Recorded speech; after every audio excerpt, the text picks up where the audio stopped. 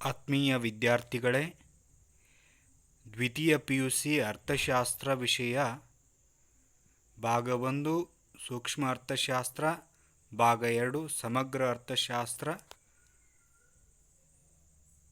Question ಬ್ಯಾಂಕ್ನಲ್ಲಿ ಬರ್ತಕ್ಕಂತಹ ಒಟ್ಟು ಹೊಂದಿಸಿ ಬರೆಯಿರಿ ಅಂಶಗಳನ್ನು ಚರ್ಚಿಸೋಣ. ಈಗಾಗಲೇ ಹೊಂದಿಸಿ ಬರೆಯಿರಿ ಅಂಶಗಳನ್ನು ಜೋಡಿಸಲಾಗಿದೆ. ಮಾರುಕಟ್ಟೆಯ ಅರ್ಥವ್ಯವಸ್ಥೆ. ಇಲ್ಲಿ ಮಾರುಕಟ್ಟೆ ಅರ್ಥವ್ಯವಸ್ಥೆ ಅಂದರೆ ಯಾವ ಆರ್ಥಿಕತೆಯಲ್ಲಿ ಎಲ್ಲ ಉತ್ಪಾದನಾ ಸಾಧನಗಳು ಖಾಸಗಿಯವರ ಒಡೆತನದಲ್ಲಿದ್ದು ಎಲ್ಲ ಸರಕು ಸೇವೆಗಳ ಉತ್ಪಾದನೆಯನ್ನು ಖಾಸಗಿಯವರೇ ನಿರ್ವಹಿಸುತ್ತಿದ್ದರೆ ಅಂತಹ ಅರ್ಥವ್ಯವಸ್ಥೆಯನ್ನು ಮಾರುಕಟ್ಟೆ ಅರ್ಥವ್ಯವಸ್ಥೆ ಅಂತ ಕರೀತೀವಿ. ಹೀಗಾಗಿ ಇದಕ್ಕೆ ಖಾಸಗಿ ಒಡೆತನ ಅನ್ನುವಂಥದ್ದು ಹೊಂದಾಣಿಕೆ ಆಗ್ತಕ್ಕಂಥ ಅಂಶ. ಇನ್ನು ಎರಡನೇದು ಶಿಕ್ಷಕರ ಸೇವೆ. ಇದಕ್ಕೆ ಹೊಂದಾಣಿಕೆ ಆಗ್ತಕ್ಕಂಥದ್ದು ಈಗಾಗಲೇ ಹೊಂದಿಸಲಾಗಿದೆ, ಕೌಶಲ್ಯ. ಶಿಕ್ಷಕರ ಸೇವೆ ಅನ್ನುವಂಥದ್ದು ಒಂದು ಕೌಶಲ್ಯ. ಆ ಕೌಶಲ್ಯವನ್ನು ಆಧರಿಸಿ ಏನು ಮಾಡ್ತಾನಪ್ಪ ಅಂತಂದರೆ ಶಿಕ್ಷಕ ಪಾಠ ಪ್ರವಚನಗಳನ್ನು ನಿರ್ವಹಣೆ ಮಾಡ್ಕೊಂಡು ಹೋಗ್ತಾನೆ. ಇನ್ನು ಕೇಂದ್ರೀಯ ಯೋಜಿತ ಆರ್ಥಿಕತೆ. ಯಾವ ಅರ್ಥವ್ಯವಸ್ಥೆಯಲ್ಲಿ ಎಲ್ಲ ಉತ್ಪಾದನಾ ಸಾಧನಗಳು ಸರ್ಕಾರದ ಒಡೆತನದಲ್ಲಿದ್ದು ಸರಕು ಸೇವೆಗಳ ಉತ್ಪಾದನೆಯನ್ನು ಸರ್ಕಾರವೇ ನಿರ್ವಹಿಸುತ್ತಿದ್ದರೆ ಅಂತಹ ಆರ್ಥಿಕತೆಯನ್ನು ಕೇಂದ್ರೀಯ ಯೋಜಿತ ಆರ್ಥಿಕತೆ ಅಂತ ಕರಿತೀವಿ. ಹೀಗಾಗಿ ಇದಕ್ಕೆ ಹೊಂದಾಣಿಕೆ ಆಗ್ತಕ್ಕಂಥದ್ದು ಸರ್ಕಾರ ಅಂತ ನಾವು ಕರಿತೀವಿ. ಇನ್ನು ವಾಸ್ತವಿಕ ಅರ್ಥಶಾಸ್ತ್ರ. ಒಂದು ಅರ್ಥವ್ಯವಸ್ಥೆಯಲ್ಲಿ ವಿವಿಧ ಕಾರ್ಯತಂತ್ರಗಳು ವಾಸ್ತವಿಕವಾಗಿ ಹೇಗೆ ಕಾರ್ಯನಿರ್ವಹಿಸುತ್ತವೆ ಅನ್ನೋದ್ರ ಬಗ್ಗೆ ಅಧ್ಯಯನ ಮಾಡುತ್ತೆ. ಹೀಗಾಗಿ ವಾಸ್ತವಿಕ ಅರ್ಥಶಾಸ್ತ್ರಕ್ಕೆ ಕಾರ್ಯತಂತ್ರಗಳ ಕಾರ್ಯನಿರ್ವಹಣೆ ಅನ್ನುವಂಥದ್ದು ಹೊಂದಾಣಿಕೆ ಆಗುತ್ತೆ. ಮಾದರಿ ಅರ್ಥಶಾಸ್ತ್ರ ಅಂತ ಬರುತ್ತೆ. ಅಂದರೆ ಒಂದು ಅರ್ಥವ್ಯವಸ್ಥೆಯಲ್ಲಿ ವಿವಿಧ ಕಾರ್ಯತಂತ್ರಗಳು ಅಪೇಕ್ಷಣೀಯವೇ ಅಥವಾ ಇಲ್ಲವೇ ಎಂದು ಹೇಳಿ ನೈತಿಕ ದೃಷ್ಟಿಯಿಂದ ಹೇಗಿರಬೇಕು ಅನ್ನೋದನ್ನು ಮಾದರಿ ಅರ್ಥಶಾಸ್ತ್ರ ಹೇಳುತ್ತೆ. ಹೀಗಾಗಿ ಅದೇನು ಅನ್ನಿಸುತ್ತಪ್ಪ ಅಂತಂದರೆ ಕಾರ್ಯತಂತ್ರಗಳ ಮೌಲ್ಯಮಾಪನವನ್ನು ಮಾಡುತ್ತೆ ಅನ್ನುವಂಥ ಅಂಶ ನಮಗೆ ಗೊತ್ತಾಗುತ್ತೆ. ಬೇಡಿಕೆಯ ರೇಖೆ. ಸಾಮಾನ್ಯವಾಗಿ ಬೇಡಿಕೆಯ ರೇಖೆ ಎಡದಿಂದ ಬಲಕ್ಕೆ ಇಳಿಮುಖವಾಗಿರುತ್ತೆ. ಬೆಲೆ ಮತ್ತು ಬೇಡಿಕೆಯ ನಡುವೆ ವಿರುದ್ಧ ಸಂಬಂಧ ಇರೋದರಿಂದ ಬೇಡಿಕೆ ರೇಖೆ ಕೆಳಮುಖ ಇಳಿಜಾರು ಹೊಂದಾಣಿಕೆ ಆಗ್ತದೆ. ಆಮೇಲೆ ಸರಳ ಬೇಡಿಕೆಯ ರೇಖೆ. ಇಲ್ಲಿ D bracket P = A - BP. ಇದು ಸರಳ ಬೇಡಿಕೆಯ ಒಂದು ಬಿಂಬಕ ಆಗಿರುತ್ತೆ. ಸರಿಸಮಾನ ಬೇಡಿಕೆಯ ಸ್ಥಿತಿಸ್ಥಾಪಕತ್ವ. ಅಂದರೆ ಬೆಲೆಯಲ್ಲಾದ ಪ್ರಮಾಣದಷ್ಟೇ ಬೇಡಿಕೆಯ ಪ್ರಮಾಣದಲ್ಲಿ ಬದಲಾವಣೆ ಕಂಡುಬಂದರೆ ಅದನ್ನು ಸರಿಸಮಾನ ಬೇಡಿಕೆಯ ಸ್ಥಿತಿಸ್ಥಾಪಕತ್ವ ಅಂತ ಕರಿತೀವಿ. ಹೀಗಾಗಿ ಇಲಾಸ್ಟಿಸಿಟಿ ಆಫ್ ಡಿಮ್ಯಾಂಡ್ = 1. ಇನ್ನು ಪೂರಕ ಸರಕುಗಳು ಅಂತ ಕರಿತೀವಿ. ಒಂದು ನಿರ್ದಿಷ್ಟ ಬಯಕೆಯನ್ನು ತೃಪ್ತಿಪಡಿಸಲು ಒಂದಕ್ಕಿಂತ ಹೆಚ್ಚಿನ ಸರಕುಗಳನ್ನು ಬಳಸ್ತಕ್ಕಂಥದ್ದು. ಉದಾಹರಣೆಗೆ ಪೆನ್ನು ಮತ್ತು ಶಾಹಿ ಪೂರಕ ಸರಕು. ಇದು ಹೊಂದಿಸಿ ಬರಲಿ, ಇದನ್ನು ಬೇರೆ ಕಡೆ ಕೊಟ್ಟಿರ್ತಾರೆ, ಅದನ್ನು ಹೊಂದಿಸಿ ಬರಬೇಕು. ಈಗಾಗಲೇ ಹೊಂದಿಸಿ ಬರೆಯಲಾಗಿದೆ. ಪೆನ್ನು ಮತ್ತು ಶಾಹಿ ಪೂರಕ ಸರಕು. ಅಂದರೆ ಪೆನ್ನು ಮತ್ತು ಶಾಹಿ, ಪೆನ್ ಇಲ್ಲದೆ ಶಾಹಿ ಇಲ್ಲ, ಶಾಹಿ ಇಲ್ಲದೆ ಪೆನ್ ಇಲ್ಲ. ಇನ್ನು ಔದಾಸೀನ್ಯ ನಕ್ಷೆ ಅಂತ ಕರಿತೀವಿ. ಔದಾಸೀನ್ಯ ನಕ್ಷೆ ಅಂದರೆ ವಿವಿಧ ಮಟ್ಟದ ತೃಪ್ತಿಯನ್ನು ವ್ಯಕ್ತಪಡಿಸುವ 2 ಅಥವಾ ಅದಕ್ಕಿಂತ ಹೆಚ್ಚು ಔದಾಸೀನ್ಯ ವಕ್ರರೇಖೆಯನ್ನು ಒಳಗೊಂಡ ಸಮೂಹವನ್ನು ಔದಾಸೀನ್ಯ ನಕ್ಷೆ ಅಂತ ಕರಿತೀವಿ. ಹೀಗಾಗಿ ಔದಾಸೀನ್ಯ ವಕ್ರರೇಖೆಗಳ ಕುಟುಂಬ ಅಂತ ಇದಕ್ಕೆ ನಾವು ಕರಿತೀವಿ. CRS constant return to scale ಅಂದರೆ ಸ್ಥಿರ ಪ್ರತಿಫಲಗಳ ನಿಯಮ. ಇದಕ್ಕೆ ಹೊಂದಾಣಿಕೆ ಆಗುವಂಥದ್ದು. CRS ಇದಕ್ಕೆ ಹೊಂದಾಣಿಕೆ ಆಗುವಂಥದ್ದು ಯಾವುದಪ್ಪ ಅಂತಂದರೆ ಸ್ಥಿರ ಪ್ರತಿಫಲಗಳ ಪ್ರಮಾಣ, ಕಾನ್ಸ್ಟೆಂಟ್ ರಿಟರ್ನ್ ಟು ಸ್ಕೇಲ್. ಅಂದರೆ ಉತ್ಪಾದನೆಯಲ್ಲಿ ಎಷ್ಟು ಉತ್ಪಾದನಾಂಗಗಳನ್ನ ಬಳಕೆ ಮಾಡ್ತೀವೋ ಅಷ್ಟೇ ಪ್ರಮಾಣದೊಳಗೆ ಉತ್ಪನ್ನ ಬರುವಂಥದ್ದು. ಇನ್ನು SAC short run average cost ಅಂತ ಕರಿತೀವಿ. ಅಲ್ಪಾವಧಿ ಸರಾಸರಿ ವೆಚ್ಚ ಅಂತ ಕರಿತೀವಿ. ಅಂದರೆ ಪ್ರತಿ ಘಟಕದ ಉತ್ಪಾದನೆಗೆ ತಗಲ್ತಕ್ಕಂಥ ವೆಚ್ಚವನ್ನು ಸರಾಸರಿ ವೆಚ್ಚ ಅಂತ ಕರಿತೀವಿ. ಅಲ್ಪಾವಧಿಯಲ್ಲಿ ಇದು ಬರೋದ್ರಿಂದ ಅಲ್ಪಾವಧಿ ಸರಾಸರಿ ವೆಚ್ಚ ಅಂಥೇಳಿ ಕರಿತೀವಿ. ಇನ್ನು LAC long run average cost curve ಅಂತ ಕರಿತೀವಿ. ಲಾಂಗ್ ರನ್ ಎವರೇಜ್ ಕಾಸ್ಟ್ LACಗೆ ಹೊಂದಾಣಿಕೆ ಆಗುವಂಥದ್ದು ದೀರ್ಘಾವಧಿ ಸರಾಸರಿ ವೆಚ್ಚ. ಅಂದರೆ ಇಲ್ಲಿ ದೀರ್ಘಾವಧಿ ಎಲ್ಲನ್ನೋದು ಲಾಂಗ್ ರನ್ ಅಂತ ತೋರಿಸುತ್ತೆ. ಇನ್ನು 14ನೇದು TFC ಮತ್ತು TVC ಕೊಟ್ಟಿರ್ತಾರೆ. TC ಒಂದು ಕಡೆ ಬೇರೆ ಕಡೆ ಇರುತ್ತೆ, ಅದನ್ನು ನಾವು ಇದಕ್ಕೆ ಹೊಂದಾಣಿಕೆ ಆಗುವಂತೆ ಬರ್ಕೋಬೇಕು. TFC ಪ್ಲಸ್ TVC ಒಟ್ಟು ಸ್ಥಿರ ವೆಚ್ಚ ಮತ್ತು ಒಟ್ಟು ಬದಲಾಗುವ ವೆಚ್ಚಗಳ ಒಟ್ಟು ಮೊತ್ತವೇ ಒಟ್ಟು ವೆಚ್ಚ. Total fixed cost plus total variable cost equal to the total cost ಅಂತ ನಾವು ಕರಿತೀವಿ. SMC short run marginal cost curve ಅಂತ ಮಾರ್ಜಿನಲ್ ಕಾಸ್ಟ್ ಅಂತ ಕರಿತೀವಿ. ಅಲ್ಪಾವಧಿ ಸೀಮಾಂತ ವೆಚ್ಚ. ಸೀಮಾಂತ ವೆಚ್ಚ ಅಂದ್ರೇನು? ಒಂದು ಹೆಚ್ಚುವರಿ ಘಟಕದ ಉತ್ಪಾದನೆಗೆ ತಗಲುವ ವೆಚ್ಚವೇ ಸೀಮಾಂತ ವೆಚ್ಚ.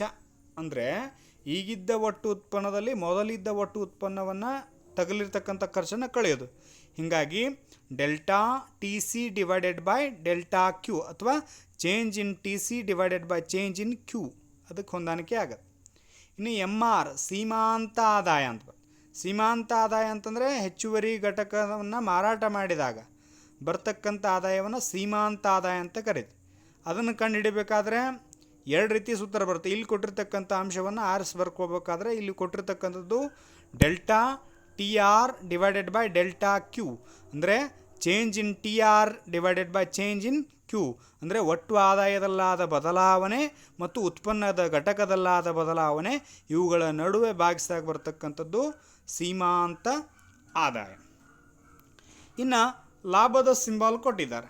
ಲಾಭ ಅಂತಂದರೆ ಯಾವುದು? ಲಾಭ ಅಂತಂದರೆ ಒಟ್ಟು ಆದಾಯ, ಟೋಟಲ್ ರೆವಿನ್ಯೂ. 17ನೇದು TR ಮೈನಸ್ TC. ಟೋಟಲ್ ರೆವಿನ್ಯೂದೊಳಗೆ ಟೋಟಲ್ ಕಾಸ್ಟ್ ಮೈನಸ್ ಮಾಡಿದ್ರೆ ಏನು ಬರುತ್ತೆ? ಲಾಭ ಬರುತ್ತೆ. ಇವು ಈ ಹೊಂದಾಣಿಕೆ ಮಾಡಿದ್ದಿದೆ. ಇದು ಅದು ಹೊಂದಾಣಿಕೆ ಇಲ್ಲದೆ ಇರುವಂಥದ್ದನ್ನು ನೀವು ಕ್ವಶನ್ ಬ್ಯಾಂಕ್ ಕೊಟ್ಟಿದೆ ಅದರಲ್ಲಿ ನೋಡ್ಕೊಳ್ಳಿ. ಇನ್ನು AR ಅಂತಂದರೆ ಎವರೇಜ್ ರೆವಿನ್ಯೂ, ಸರಾಸರಿ ಆದಾಯ ಅಂತ ಬರುತ್ತೆ. ಅಂದರೆ ಇಲ್ಲಿ TR ಡಿವೈಡೆಡ್ ಬೈ Q ಹೊಂದಾಣಿಕೆ ಆಗುತ್ತೆ. ಅಂದರೆ ಒಟ್ಟು ಆದಾಯ ಮತ್ತು ಉತ್ಪನ್ನದ ಘಟಕದ ನಡುವೆ ಭಾಗಿಸಿದಾಗ ಬರ್ತಕ್ಕಂಥದ್ದು ಪ್ರತಿ ಘಟಕದ ಮಾರಾಟದಿಂದ ಬರ್ತಕ್ಕಂಥ ಆದಾಯವನ್ನು ಸರಾಸರಿ ಆದಾಯ ಅಂತ ಕರಿತೀವಿ. ಇನ್ನು ಸಾಮಾನ್ಯ ಲಾಭ ಅಂತ ಬರ್ತದೆ. ಸಾಮಾನ್ಯ ಲಾಭ ಅಂದ್ರೇನು? ಒಂದು ಉದ್ಯಮ ಘಟಕವನ್ನು ಅಸ್ತಿತ್ವದಲ್ಲಿರುವ ಅಂದರೆ ವ್ಯವಹಾರದಲ್ಲಿ ಹಿಡಿದಿಟ್ಟುಕೊಳ್ಳಲು ಅಗತ್ಯವಾದ ಕನಿಷ್ಠ ಮಟ್ಟದ ಲಾಭವನ್ನು ಸಾಮಾನ್ಯ ಲಾಭ ಅಂತ ಕರಿತೀವಿ. ಅಂದರೆ ಉದ್ಯಮ ಬಿಟ್ಟು ಹೋಗೋಕ್ಕೂ ಆಗಲ್ಲ ಅಥವಾ ಹೆಚ್ಚು ಸಾಮಾನ್ಯ ಲಾಭ ಅಂದರೆ ಲಾಭನೂ ಅಲ್ಲ ನಷ್ಟನೂ ಅಲ್ಲ, ಅದಕ್ಕೆ ಶೂನ್ಯ ಲಾಭ ಅಂತ ಕರಿತೀವಿ ನಾವು. ಅಂದರೆ ಉದ್ಯಮ ತನ್ನ ಅಸ್ತಿತ್ವವನ್ನು ಕಾಯ್ಕೊಂಡು ಹೋಗಲಿಕ್ಕೆ ಎಷ್ಟು ಲಾಭ ಬೇಕೋ ಅಷ್ಟು ಪ್ರಮಾಣದಲ್ಲಿ ಮಾತ್ರ ಪಡೀತಿರುತ್ತೆ, ಅದಕ್ಕೆ ಶೂನ್ಯ ಲಾಭ ಹೊಂದಾಣಿಕೆ ಆಗುತ್ತೆ. ಇನ್ನು ಪರಿಪೂರ್ಣ ಪೈಪೋಟಿ ಮಾರುಕಟ್ಟೆ. ಪರಿಪೂರ್ಣ ಪೈಪೋಟಿ ಮಾರುಕಟ್ಟೆ ಅಂದರೆ ಬಹುದೊಡ್ಡ ಸಂಖ್ಯೆಯ ಮಾರುವವರು ಮತ್ತು ಕೊಳ್ಳುವವರು ಅಸ್ತಿತ್ವದಲ್ಲಿರುತ್ತೆ.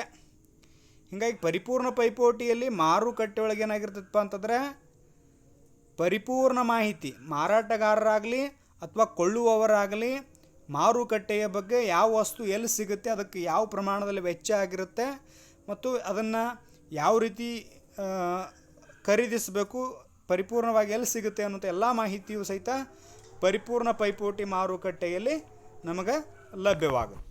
ಇನ್ನು ಅಡಮ್ ಸ್ಮಿತ್ ಅವರು ಅಂದರೆ ಪರಿಪೂರ್ಣ ಪೈಪೋಟಿ ಮಾರುಕಟ್ಟೆಯಲ್ಲಿ ಬೇಡಿಕೆ ಮತ್ತು ಪೂರೈಕೆ ಅಂಶಗಳ ಆಧಾರದ ಮೇಲೆ ಬೆಲೆ ನಿರ್ಧಾರವಾಗುವ ಪ್ರಕ್ರಿಯೆಯನ್ನು ಬೆಲೆ ಯಂತ್ರ ಅಂಥೇಳಿ ಅಡಮ್ ಸ್ಮಿತ್ ಅವರು ಕರೆದರು.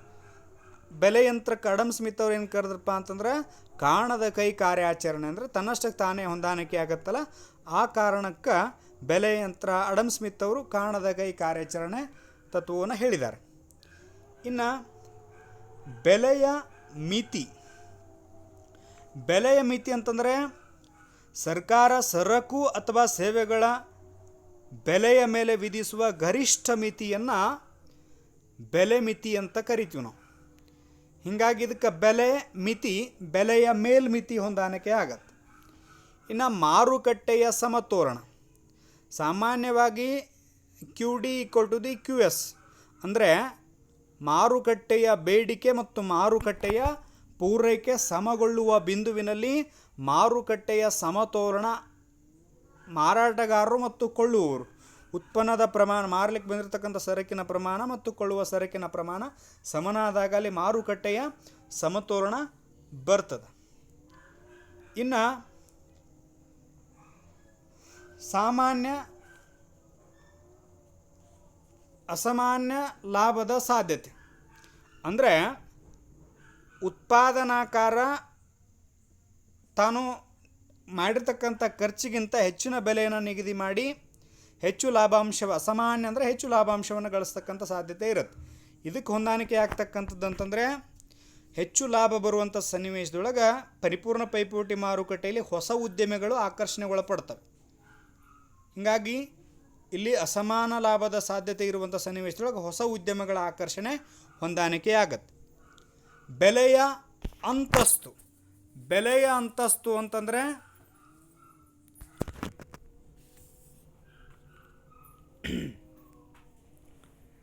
ಒಂದು ನಿರ್ದಿಷ್ಟ ಸರಕು ಮತ್ತು ಸೇವೆಯ ಬೆಲೆಯ ಮೇಲೆ ಸರ್ಕಾರ ವಿಧಿಸುವ ಕೆಳಮಿತಿಯನ್ನು ಬೆಲೆ ಅಂತಸ್ತು ಅಂಥೇಳಿ ನಾವು ಕರಿತೀವಿ. ಆ ಕಾರಣ ಇದಕ್ಕೆ ಬೆಲೆಯ ಕನಿಷ್ಠ ಮಿತಿ ಅಂತ ನಾವು ಕರಿತೀವಿ. ಇದಕ್ಕೆ ಹೊಂದಾಣಿಕೆ ಆಗುವಂಥ ಶ್ರಮ. ಶ್ರಮ ಇದು ಒಂದು ಉತ್ಪಾದನಾಂಗ. ಶ್ರಮದ ಪ್ರತಿಫಲವಾಗಿ ಶ್ರಮವನ್ನು ಬಳಸಿಕೊಂಡಿದ್ದಕ್ಕಾಗಿ ಏನು ಸಿಗ್ತದೆ, ನಮಗೆ ಕೂಲಿ ಸಿಗ್ತದೆ. ಹೀಗಾಗಿ ಶ್ರಮ ಕೂಲಿ ಅಂತ ನಾವು ಕರಿತೀವಿ. ಇನ್ನು GDP ಅಂತಂದರೆ ಒಟ್ಟು ದೇಶೀಯ ಉತ್ಪನ್ನ. ಒಟ್ಟು ದೇಶೀಯ ಉತ್ಪನ್ನ ಅಂದರೆ ಒಂದು ರಾಷ್ಟ್ರ ಒಂದು ನಿರ್ದಿಷ್ಟ ಅವಧಿಯಲ್ಲಿ ಉತ್ಪಾದಿಸಲ್ಪಟ್ಟ ಸರಕುಗಳ ಮಾರುಕಟ್ಟೆಯ ಹಣರೂಪಿ ಮೌಲ್ಯ. ಅಂದರೆ GDP ಅಂತಂದರೆ ಗ್ರಾಸ್ ಡೊಮೆಸ್ಟಿಕ್ ಪ್ರಾಡಕ್ಟ್, ಒಟ್ಟು ದೇಶೀಯ ಉತ್ಪನ್ನ ಅಂತ ಕರಿತೀವಿ. ಇದಾದ ಮೇಲೆ ತಪಸೀಲು ಪಟ್ಟಿ ಅಂತ ಕೊಟ್ಟಿದ್ದಾರೆ. ತಪಸೀಲು ಪಟ್ಟಿ ಅಂತಂದರೆ ಇಲ್ಲಿ ಮಾರಾಟದ ನಿರೀಕ್ಷೆಯಲ್ಲಿ ಇಳಿಕೆ, ಅಂದರೆ ಮಾರಾಟವಾಗದೆ ದಾಸ್ತಾನಿನ ರೂಪದಲ್ಲಿ ಉಳಿತಕ್ಕಂಥದ್ದು, ಅಂದರೆ ಇದು ಒಂದು ದಾಸ್ತಾನಿನ ಚಲಕ ಅಂತ ನಾವು ಕರಿತೀವಿ. ಇನ್ನು PDI ಪರ್ಸ್ನಲ್ ಡಿಸ್ಪಾಸಿಬಲ್ ಇನ್ಕಮ್ ಅಂತ ಕರಿತೀವಿ. ವೈಯಕ್ತಿಕ ವೆಚ್ಚ ಮಾಡಬಹುದಾದ ಆದಾಯ ಹೊಂದಾಣಿಕೆ ಆಗುತ್ತೆ. PDI ಅಂತಂದರೆ ಪರ್ಸ್ನಲ್ ಡಿಸ್ಪಾಸಿಬಲ್ ಇನ್ಕಮ್, ಅದಕ್ಕೆ ವೈಯಕ್ತಿಕ ವೆಚ್ಚ ಮಾಡಬಹುದಾದ ಆದಾಯ ಅಂತ ಕರಿತೀವಿ. ಅಂದರೆ ವ್ಯಕ್ತಿಯೊಬ್ಬ ತನ್ನ ವೈಯಕ್ತಿಕ ಆದಾಯದಲ್ಲಿ ಸರ್ಕಾರಕ್ಕೆ ತೆರಿಗೆಯನ್ನು ಸಂದಾಯ ಮಾಡಿ ಉಳಿಯುವಂಥ ಆದಾಯವನ್ನು ವೈಯಕ್ತಿಕ ವೆಚ್ಚ ಮಾಡಬಹುದಾದ ಆದಾಯ ಅಂತ ಕರಿತೀವಿ. ಇನ್ನು ಗೃಹ ಕೃತ್ಯ ಅಂತ ಕರಿತೀವಿ. ಗೃಹ ಕೃತ್ಯಕ್ಕೆ ಯಾವುದು ಹೊಂದಾಣಿಕೆ ಆಗುತ್ತೆ ಅಂದರೆ ಹಣರಹಿತ ವಿನಿಮಯ. ಗೃಹಿಣಿಯರು ಸಾಕಷ್ಟು ಮನೆಯಲ್ಲಿ ಕೆಲಸಗಳನ್ನು ನಿರ್ವಹಣೆ ಮಾಡ್ತಾರೆ, ಅದಕ್ಕೆ ಯಾವುದೇ ರೀತಿ ವೇತನವನ್ನು ಪಡೆಯೋದಿಲ್ಲ. ಹೀಗಾಗಿ ಗೃಹ ಕೃತ್ಯ ಅನ್ನುವಂಥದ್ದು ಒಂದು ಹಣರಹಿತ ವಿನಿಮಯ ದರ ಅಂತ ನಾವು ಕರಿತೀವಿ. SLR ಸ್ಟ್ಯಾಟ್ಯುಟರಿ ಲಿಕ್ವಿಡಿಟಿ ರೇಷಿಯೋ, ಶಾಸನಬದ್ಧ ದ್ರವ್ಯತಾ ಅನುಪಾತ ಅಂತ ಕರಿತೀವಿ. ಸ್ಟ್ಯಾಟ್ಯುಟರಿ ಲಿಕ್ವಿಡಿಟಿ ರೇಷಿಯೋ ಅಂದರೆ ಶಾಸನಬದ್ಧ ದ್ರವ್ಯತಾ ಅನುಪಾತ. ಅಂದರೆ ವಾಣಿಜ್ಯ ಬ್ಯಾಂಕ್ಗಳು ತಮ್ಮ ಒಟ್ಟು ಠೇವಣಿಯ ಒಂದು ಭಾಗವನ್ನು ತಮ್ಮಲ್ಲಿಯೇ ನಗದು ಮೀಸಲು ರೂಪದಲ್ಲಿ ಇಟ್ಟುಕೊಳ್ಳುವುದನ್ನು ಶಾಸನಬದ್ಧ ದ್ರವ್ಯತಾ ಅನುಪಾತ ಅಂತ ನಾವು ಕರಿತೀವಿ. ಎಸ್ ಎಲ್ ಆರ್ಗೆ ಯಾವ್ದು ಹೊಂದಾಣಿಕೆ ಆಗುತ್ತೆ? ಶಾಸನಬದ್ಧ ದ್ರವ್ಯತಾ ಅನುಪಾತ ಹೊಂದಾಣಿಕೆ ಆಗತ್ತೆ. ಇನ್ನು ನಾಣ್ಯಗಳ ಚಲಾವಣೆ ನೋಡಿ, ನೋಟುಗಳನ್ನು RBI reserve bank of India ಮುದ್ರಣ ಮಾಡಿದ್ರೆ ನಾಣ್ಯಗಳ ಚಲಾವಣೆಗೆ ತರ್ತಕ್ಕಂಥ ಅಧಿಕಾರ ಭಾರತ ಸರ್ಕಾರಕ್ಕೆ ಇರುತ್ತೆ. ಹಿಂಗಾಗಿ ಭಾರತ ಸರ್ಕಾರ ಇದಕ್ಕೆ ಹೊಂದಾಣಿಕೆ ಆಗತ್ತೆ. ಹಣ ಅದಕ್ಕೆ ಹೊಂದಾಣಿಕೆ ಆಗ್ತಕ್ಕಂಥದ್ದು ವಿನಿಮಯ ಮಾಧ್ಯಮ. ಹಣ ಅಂದ್ರೇನು? ಸರ್ವರಿಂದ ಮನ್ನಿಸಲ್ಪಟ್ಟ ಯಾವ ವಸ್ತು ವಿನಿಮಯದ ಮಾಧ್ಯಮವಾಗಿ ಕಾರ್ಯನಿರ್ವಹಿಸುವುದೋ ಅದೇ ಹಣ. ಹೀಗಾಗಿ ಅದೇನು ಮಾಡುತ್ತೆ? ವಿನಿಮಯದ ಮಾಧ್ಯಮ, ಅದಕ್ಕೆ ಹೊಂದಾಣಿಕೆ ಆಗುವಂಥದ್ದು. M3 ಮತ್ತು M4 ಇವು ಹಣದ RBI ಹಣದ ಪೂರೈಕೆಯ ಸಾಧನಗಳು. ಇಲ್ಲಿ M1 M2 ಸಂಕುಚಿತ ಹಣ ಆದರೆ M3 ಮತ್ತು M4 ಇವೇನಾಗ್ತಾವಪ್ಪ ಅಂತಂದರೆ ವಿಶಾಲ ಹಣ ಅಂತ ಕರಿತೀವಿ. ಇನ್ನು ಮರು ಖರೀದಿ ಒಪ್ಪಂದ.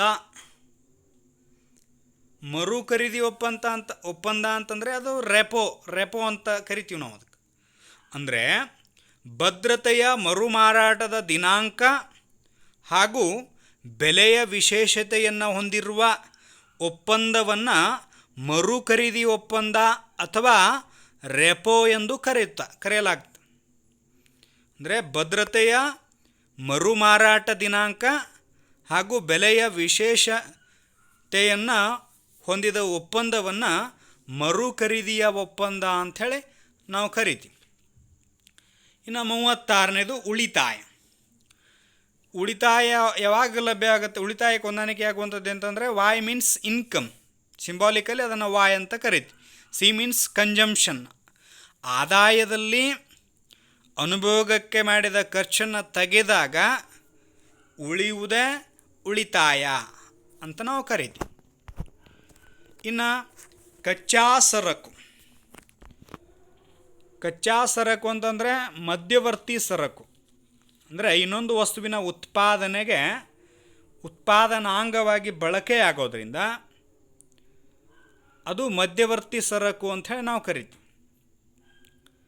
ಇನ್ನು ಆದಾಯದ ಪ್ರತಿ ಘಟಕದ ಅನುಭೋಗ ಇದಕ್ಕೆ ಹೊಂದಾಣಿಕೆ ಆಗುವಂಥದ್ದು ಎವರೇಜ್ ಪ್ರೊಪೆನ್ಸಿಟಿ ಟು ಕನ್ಸ್ಯೂಮ್ ಅಂತಂದರೆ ಸರಾಸರಿ ಅನುಭೋಗದ ಪ್ರವೃತ್ತಿ ಅಂತ ಕರಿತೀವಿ.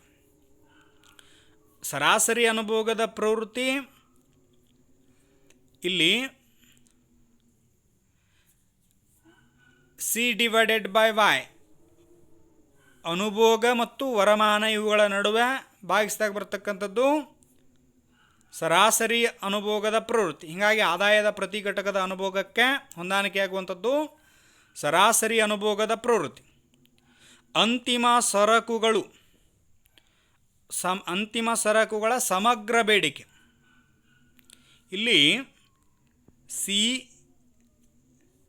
C bar I bar CY ಅಂತ ಬರುತ್ತೆ. C ಬಾರ್ ಅಂತಂದರೆ ಸ್ವಾಯತ್ತ ಅನುಭೋಗವನ್ನು ಸೂಚಿಸ್ತದೆ.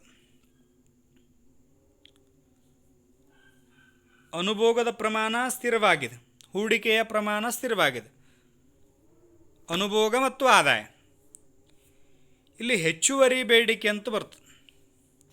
ಹೆಚ್ಚುವರಿ ಬೇಡಿಕೆ ಅಂದರೆ ಮಾರುಕಟ್ಟೆಯ ಪೂರೈಕೆಗಿಂತ ಬೇಡಿಕೆಯ ಪ್ರಮಾಣವು ಹೆಚ್ಚಾಗಿದ್ದರೆ ಅದು ಹೆಚ್ಚುವರಿ ಬೇಡಿಕೆ ಅಂತ ಕರೆಸ್ಕೊಡುತ್ತೆ. ಹೆಚ್ಚುವರಿ ಬೇಡಿಕೆ ಇರೋದ್ರಿಂದ ಏನಾಗುತ್ತೆ? ದೀರ್ಘಾವಧಿಯ ಬೆಲೆಗಳು ಏರಿಕೆಗೆ ಕಾರಣ ಆಗುತ್ತೆ. ವಸ್ತುವಿನ ಪ್ರಮಾಣ ಕಡಿಮೆ ಇರ್ತದೆ, ಬೆಲೆಗಳು ಹೆಚ್ಚಾಕೋತ ಆವಾಗ ಏನಾಗ್ತದಪ್ಪ ಅಂತಂದರೆ ಬೆಲೆಗಳ ದೀರ್ಘಾವಧಿಯಲ್ಲಿ ಬೆಲೆ ಏರಿಕೆ ಕಾರಣ ಆಗುತ್ತೆ. SDR ಅಂತ ಬರುತ್ತೆ, ಸ್ಪೆಷಲ್ ಡ್ರೈವಿಂಗ್ ರೈಟ್ಸ್ ಅಂತ ಕರಿತೀವಿ. ಇಲ್ಲಿ SDR ಅಂತಂದರೆ ಇದಕ್ಕೆ ಕಾಗದದ ಚಿನ್ನ ಅಂತ ಪೇಪರ್ ಗೋಲ್ಡ್ ಅಂತ ಕರಿತೀವಿ. ವಿಶೇಷ ಹಣ ಪಡೆಯುವ ಹಕ್ಕು ಅಂತ ಕರಿತೀವಿ ನಾವು. ಇನ್ನು ಸಂದಾಯ ಬಾಕಿ ಅಂತ ಬರ್ತದೆ. ಸಂದಾಯ ಬಾಕಿ ಅಂದ್ರೇನು? ಒಂದು ರಾಷ್ಟ್ರ, ಒಂದು ದೇಶವು ಒಂದು ವರ್ಷದಲ್ಲಿ ರಫ್ತು ಮಾಡಿದ ಎಲ್ಲ ಸರಕು ಮತ್ತು ಸೇವೆಗಳ ಮೌಲ್ಯ ಮತ್ತು ಆಮದು ಮಾಡಿಕೊಂಡ ಸರಕು ಮತ್ತು ಸೇವೆಗಳ ಮೌಲ್ಯದ ನಡುವಿನ ವ್ಯತ್ಯಾಸ ತೋರಿಸುವ ಪಟ್ಟಿಗೆ ಪಾವತಿ ಶುಲ್ಕ ಅಥವಾ ಸಂದಾಯ ಬಾಕಿ ಅಂತ ಹೇಳಿ ಕರಿತೀವಿ. ಇನ್ನು ವ್ಯಾಪಾರ ಬಾಕಿ ಅಂತ ಬರ್ತದೆ. ವ್ಯಾಪಾರ ಬಾಕಿಗೆ ಯಾವುದು ಸಂದಾಯ ಬಾಕಿಗೆ ಯಾವುದು ಹೊಂದಾಣಿಕೆ ಆಯಿತು?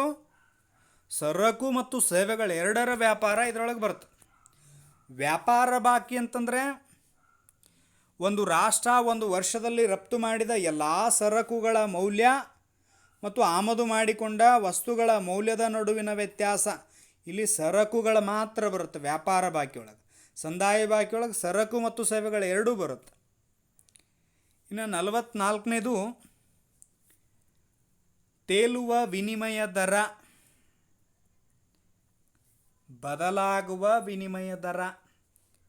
ಅಂದರೆ ಒಂದು ನಿಗದಿಪಡಿಸಿದ ಒಂದು ರಾಷ್ಟ್ರದ ನಾಣ್ಯ ಇನ್ನೊಂದು ರಾಷ್ಟ್ರದ ನಾಣ್ಯದ ಜೊತೆಗೆ ಬದಲಾವಣೆಗೊಳ್ಳುವ ವಿನಿಮಯ ದರ ಮೇಲಿಂದ ಮೇಲೆ ಬದಲಾವಣೆಗೊಳಪಡ್ತಿತ್ತಪ್ಪ ಅಂತಂದರೆ ಅದಕ್ಕೆ ತೇಲುವ ವಿನಿಮಯ ದರ. ಇದಕ್ಕೆ ಹೊಂದಾಣಿಕೆಯಾಗುವಂಥದ್ದು ಬದಲಾಗುವ ವಿನಿಮಯ ದರ ಅಂತ ಕರಿತೀವಿ. ಇನ್ನು ಲಾಸ್ಟ್ ಒನ್ ನಿರ್ವಹಣಾ ಹೊಂದಾಣಿಕೆ. ನಿರ್ವಹಣಾ ಹೊಂದಾಣಿಕೆ ಅಂತಂದರೆ ಸ್ಥಿರ ಮತ್ತು ಬದಲಾಗುವ ವಿನಿಮಯ ದರ ಪದ್ಧತಿಗಳ ಸಮ್ಮಿಶ್ರಣಗಳನ್ನೊಳಗೊಂಡ ಪದ್ಧತಿಯನ್ನು ನಿರ್ವಹಣೆಯ ವಿನಿಮಯ ದರದ ಪದ್ಧತಿ ಎನ್ನಲಾಗುತ್ತದೆ. ಅಂದರೆ ಇದಕ್ಕೆ ಡರ್ಟಿ ಹೊಂದಾಣಿಕೆಯ ದರ ಅಂತ ಕರಿತೀವಿ.